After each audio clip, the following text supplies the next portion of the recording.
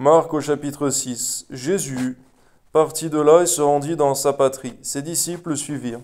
Quand le sabbat fut venu, il se mit à enseigner dans la synagogue. Beaucoup de gens qui l'entendirent étaient étonnés et disaient: D'où lui viennent ces choses? Quelle est cette sagesse qui lui a été donnée? Et comment de tels miracles se font-ils par ses mains? N'est-ce pas le charpentier, le fils de Marie, le frère de Jacques, de Jose, de Jude et de Simon? Et ses sœurs ne sont-elles pas ici parmi nous? Et il était pour eux une occasion de chute. On voit que ces hommes, Seigneur, regardaient, Seigneur mon Dieu, au visible. Ils regardaient selon la chair, mais donne-nous, Seigneur, de regarder, Seigneur, par la foi, par l'esprit et par la lecture de ta parole. Amen. Mais Jésus leur dit: un prophète n'est méprisé que dans sa patrie, parmi ses parents et dans sa maison. Il ne put faire là aucun miracle, si ce n'est qu'il imposa les mains à quelques malades et les guérit. Et ils s'étonnaient de leur incrédulité. Jésus parcourait les villages d'alentour en enseignant. Alors il appela les 12 et il commença à les envoyer 2 à 2, en leur donnant pouvoir sur les esprits impurs. Il leur prescrivit de ne rien prendre pour le voyage, si ce n'est un bâton, et de n'avoir ni pain, ni sac, ni monnaie dans la ceinture, de chausser des sandales et de ne pas revêtir de tunique. Puis il leur dit: dans quelque maison que vous entriez, restez-y jusqu'à ce que vous partiez de ce lieu. S'il y a quelque part des gens qui ne vous reçoivent ni ne vous écoutent, retirez-vous de là et secouez la poussière de vos pieds, afin que cela leur serve de témoignage.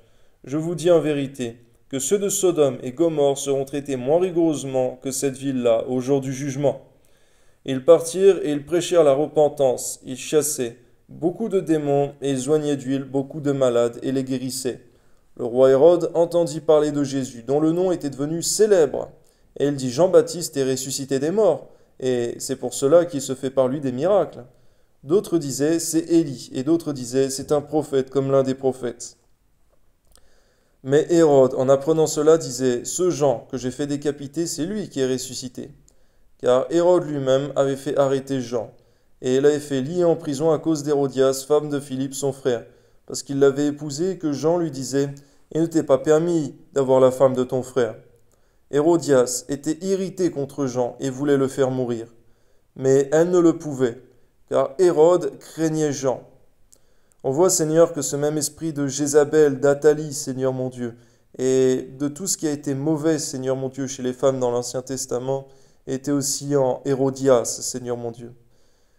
Garde, Seigneur mon Dieu, par ta grâce, nous, Seigneur mon Dieu, de tous ces esprits mauvais, Seigneur mon Dieu, qui ont animé, Seigneur mon Dieu, ces hommes et ces femmes, Seigneur mon Dieu, dans le passé et encore aujourd'hui, Seigneur, car c'est vrai, un esprit ne meurt pas, Seigneur, même si des hommes meurent.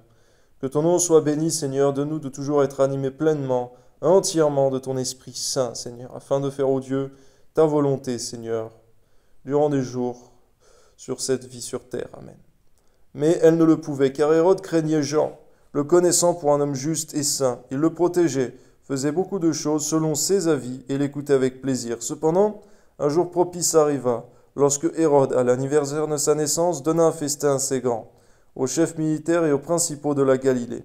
La fille d'Hérodias entra dans la salle, elle dansa et plut à Hérode et à ses convives. Le roi dit à la jeune fille: demande-moi ce que tu voudras et je te le donnerai. Il ajouta avec serment: ce que tu me demanderas, je te donnerai, fût-ce la moitié de mon royaume.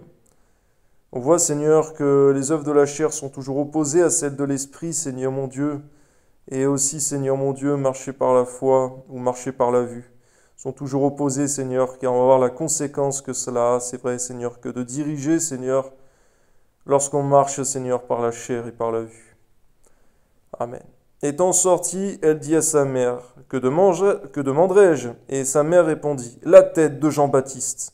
Elle s'empressa de rentrer aussitôt vers le roi et lui fit cette demande: je veux que tu me donnes un instant sur un plat la tête de Jean-Baptiste.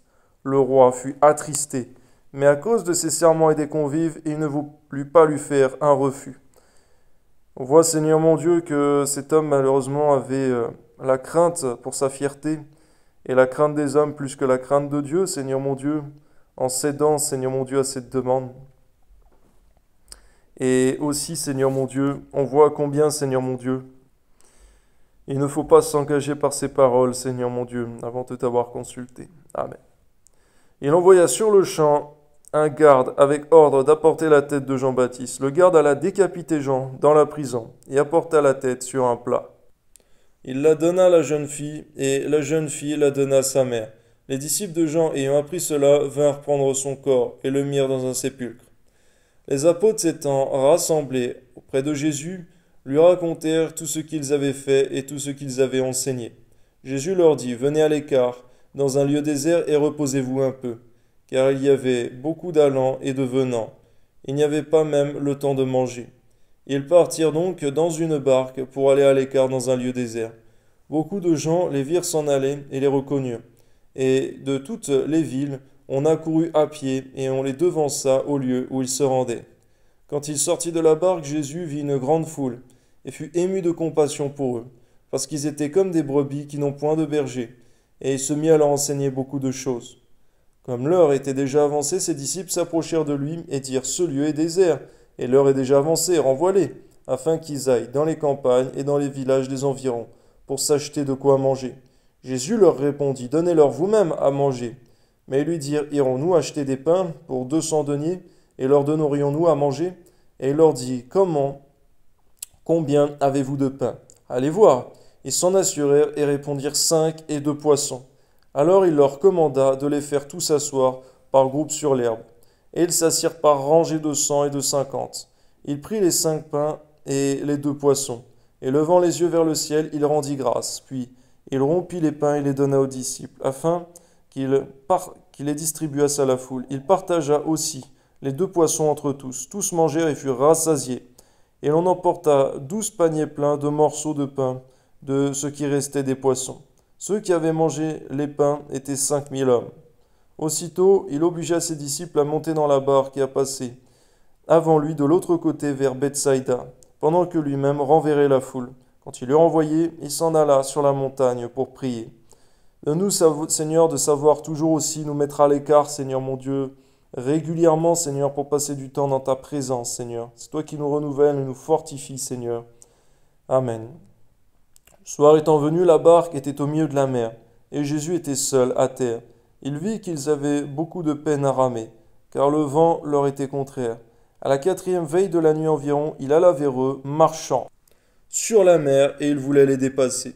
Quand ils le virent marcher sur la mer, ils crurent que c'était un fantôme. Ils le poussèrent des cris, car ils le voyaient tous, et ils étaient troublés.